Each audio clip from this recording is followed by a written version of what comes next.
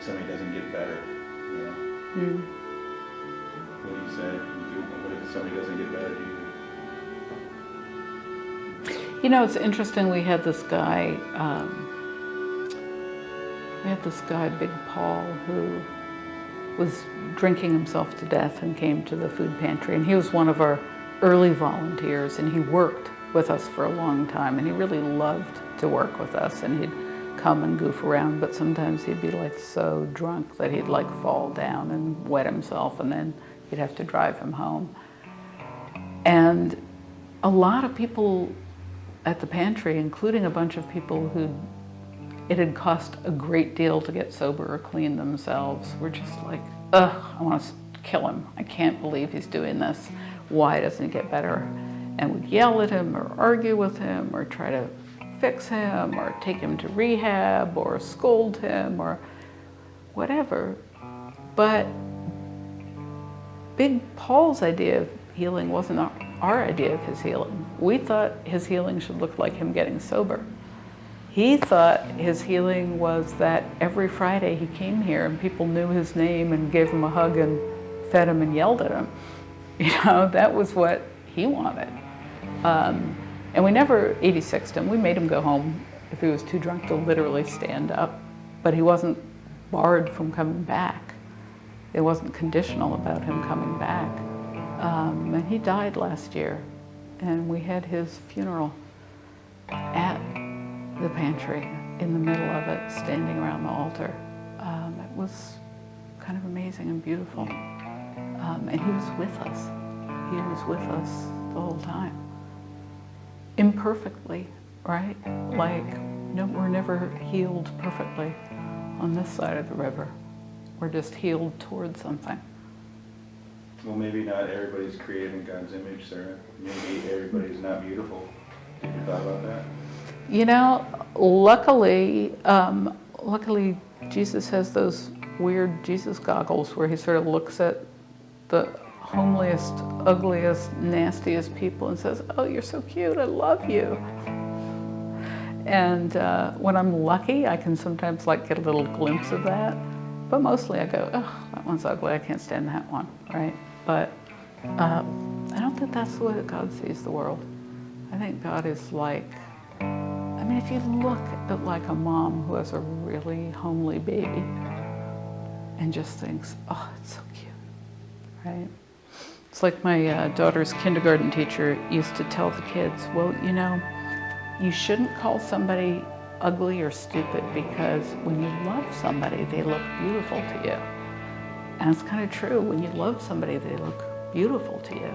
And whatever you see physically or spiritually or intellectually in them that is sort of objectively kind of gross or horrible, when you love them, it's beautiful. They're beautiful. Even when the things that they're doing to themselves, the way Big Paul was drinking himself to death, was ugly, I kind of loved seeing him. I loved him. You know, does that mean that I love it when somebody's screaming at somebody else or yelling at their kid on the street? Or no, I don't love it. But I kind of pray that I can have a minute before my own self-righteousness kicks in, when I can imagine how that person's adoring, besotted mother or Jesus looks at them.